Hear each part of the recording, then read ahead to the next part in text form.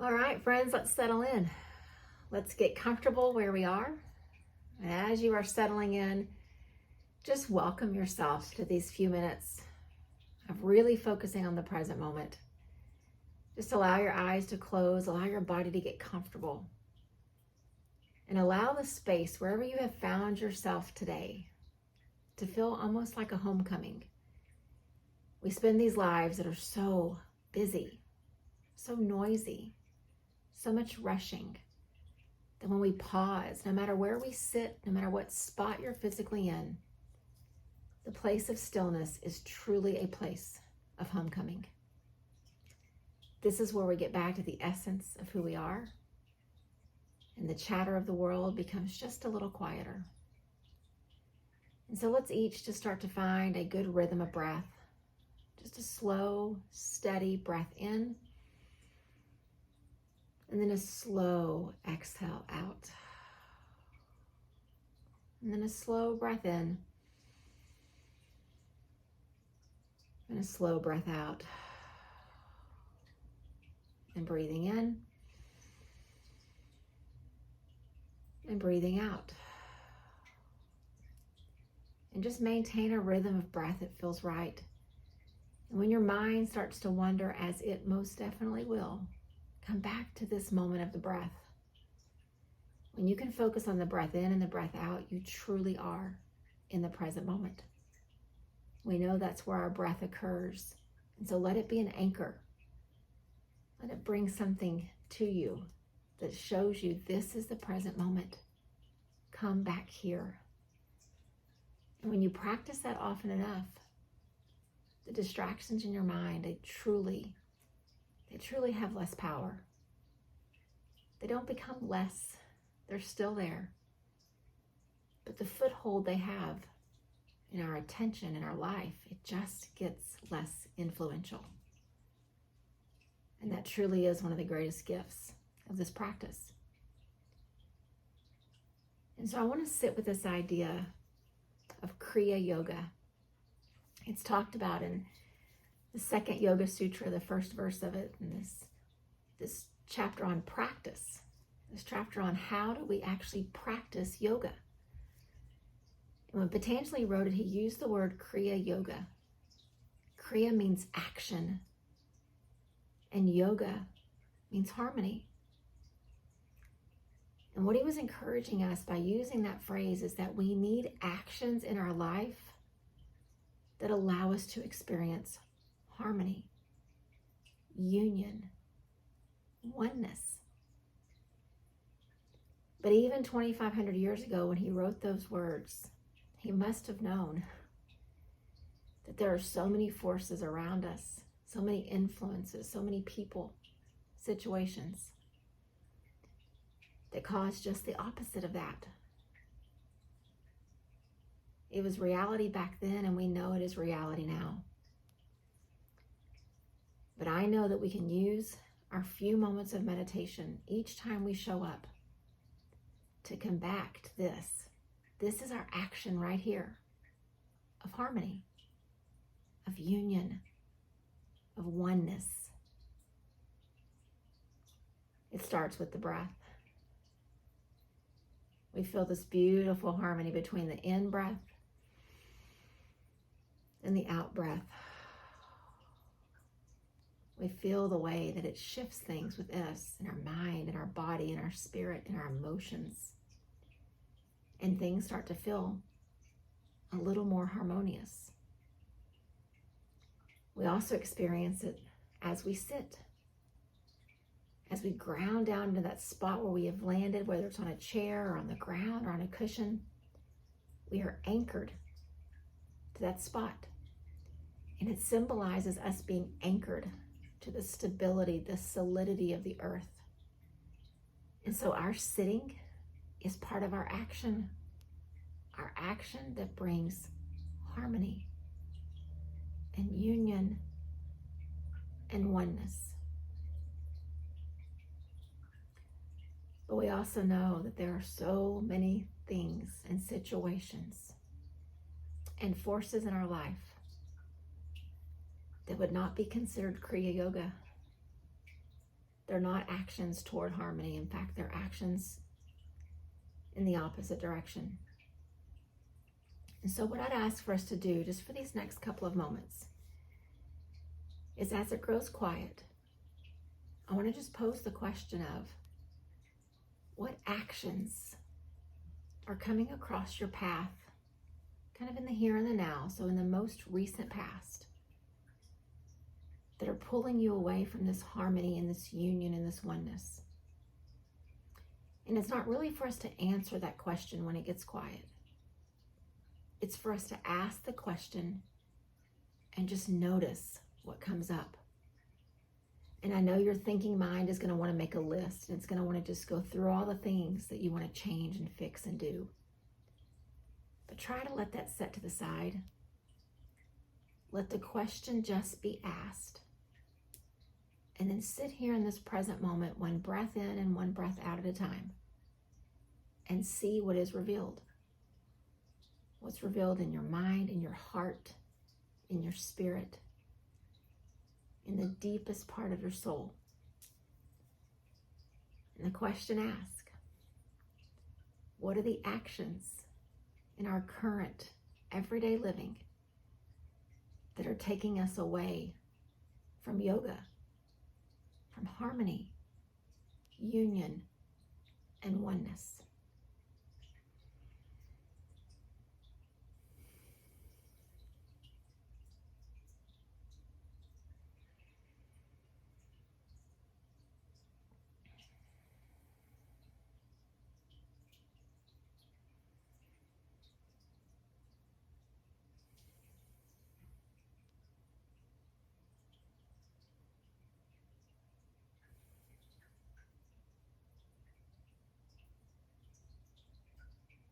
And I won't ask that we sit for too long with that question, because I know the reality of how uncomfortable it can get, because we do start to make the list. We do start to feel a little sadness in our heart of what we're allowing to come into our path, across our day, across our thoughts. But as I ask you that question, I asked you about the most recent past, which means those things are done. This breath is occurring in the present moment, and that is where we have found ourselves tonight, in the here and the now. So whatever was revealed, whatever you know is leading you away from the harmony and the union and the oneness, let's start fresh here. Kriya Yoga. Action toward union. We know the breath is one of those actions. We know the sitting, the anchoring, the showing up is part of that action as well. And so now I want to ask us each, what are the actions that we want to engage with to cultivate and nurture harmony and union and oneness in our life? If you've ever been in a relationship with a significant other, those beginning phases, as people say they're falling in love, or whatever phrase you want to use, you do actions to cultivate that relationship. Just think about it. You want it to grow, and so you very purposefully do things to express kindness and appreciation and love to that other person. So we know how to act in a way that is compassionate. But we got to put the word self in front of that word compassion and really begin to learn how to act in a way that is self-compassionate. Because as much as those relationships deserve the love and the kindness and the appreciation, we deserve to live a life that is filled with harmony and oneness and union. So as we sit across these next few minutes of quiet, again, not to make a list with our thinking mind, but just to sit and ask the question, what kind of action do I want to engage with? What kind of things do I want to fill my thoughts and my mind and my hands with that will bring me toward harmony, union, and oneness?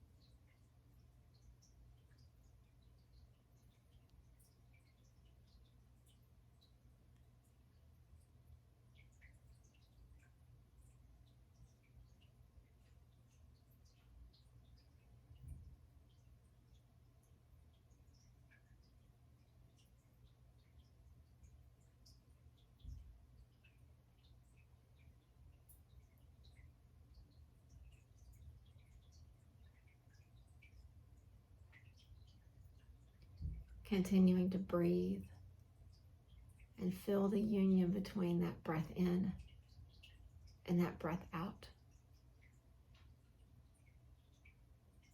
Continuing to sit where you are and feeling the union between you and the earth beneath you. And then I would also invite you to just sit a little taller where you are and feel the way that your head is just being drawn up toward the sky, toward endless possibilities and potential. Feel the union between you and this divine force that is around us and within us. Kriyayoga Action that brings harmony, union, and oneness. We not only deserve it, it is also the best choice we can make for our world. When we act from a place of harmony and union, our decisions are better, our relationships are healthier, our interactions are sweeter, and our words are kinder. So it's not just action just for the benefit of us, although that could be good enough.